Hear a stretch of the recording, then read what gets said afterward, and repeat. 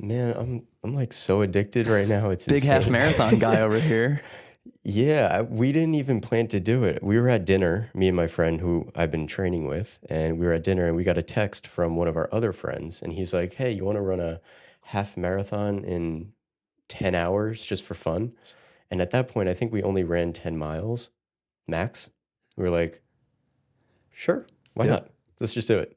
Um, and I don't, there's I never loved running, dude, but for some reason, I don't know what about it is so addicting. It's man, it's really hard to define this feeling because it's not anything you can explain to someone who hasn't experienced it themselves. Mm, So most people have the affect of I can't stand that thing. It's what most people are punished with when they do sport as a kid.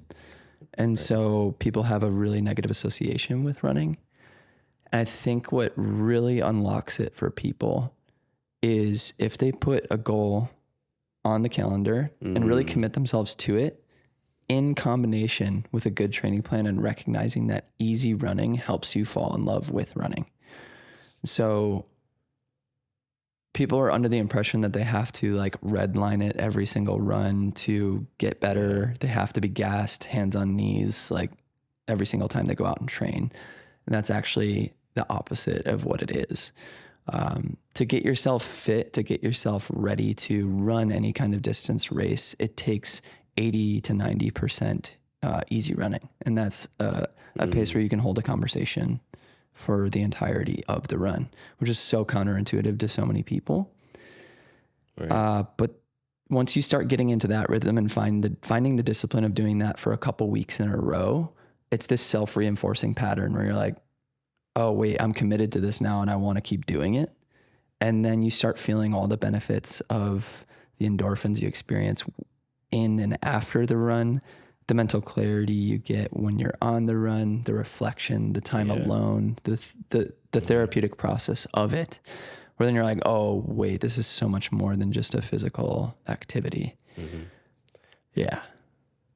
Some of like I'm always kind of running with my friend now because we are training. So there is something I think for me and him that's beneficial of like having a Yeah. partner to train with. We're like same height, same weight, same body type, same mentality, same everything. So it's like seamless transition, seamless just training partner.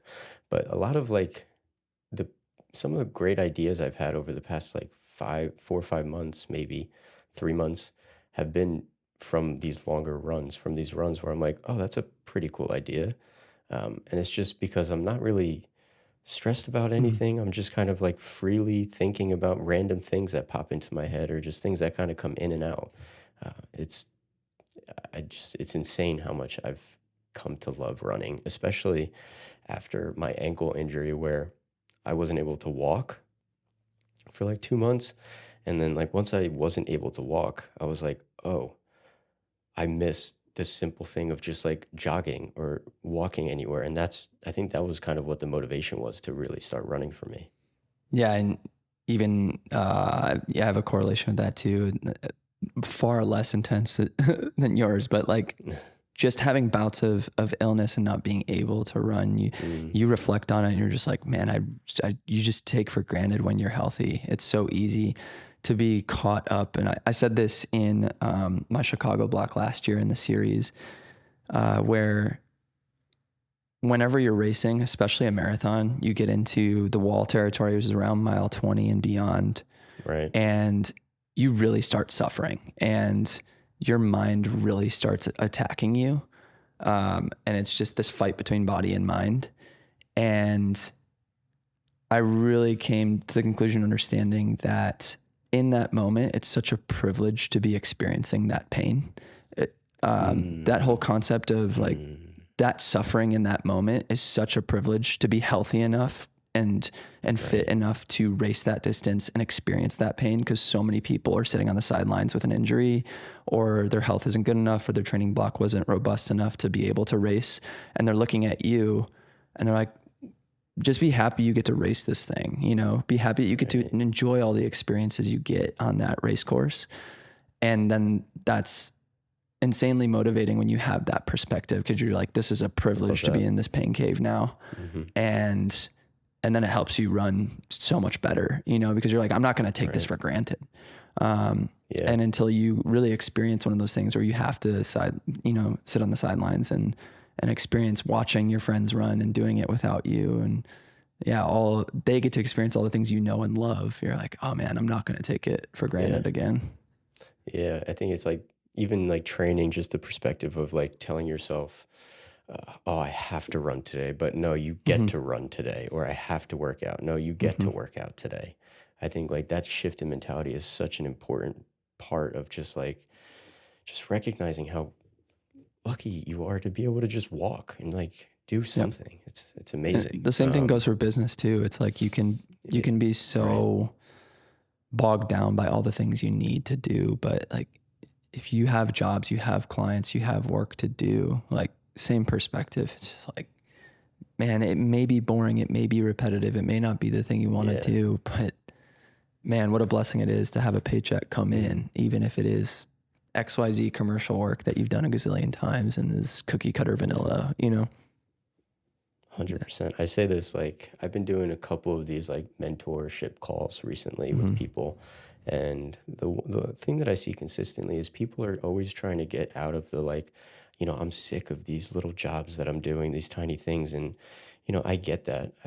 There's jobs that I don't like doing too, but if you just kind of step back and like step out of your body and recognize that you're getting paid to hold a camera, you're getting paid to shoot something, you're getting paid to set up a light. Like, is that not what you have dreamed of doing? It might not be the best thing in the world, but you're getting there and it's still the thing that you love to do. Mm-hmm. Because the funny thing about that too is as you continue to elevate your work, the things that you dreamed of 3 to 4 years ago that you're on set doing now, you might feel similarly as you do it over and Ah, over. dude, 100% So you're agree. like, And that's what I've realized with like talking with people that are at a higher level than me.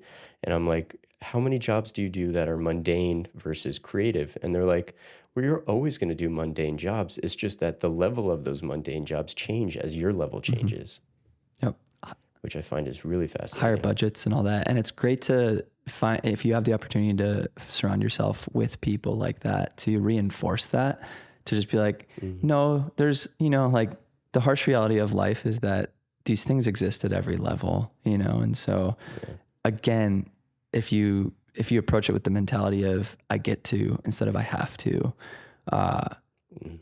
that's honestly why I love running, because it's just such a metaphor for everything else in your life. It strips everything down to like the core essence of what struggle is. And it's such like, because it's so approachable by such a large percentage of, able-bodied people, like you have the ability to strip down this physical endeavor. That's it's just so simple. One step in front of the other, one arm swing after another, Right. and your breath and your body in a pair of shoes in its simplest form. But to my point earlier, like the metaphors that it brings to your personal life and how it can just radically change the affect of the relationships you have, the work that you do.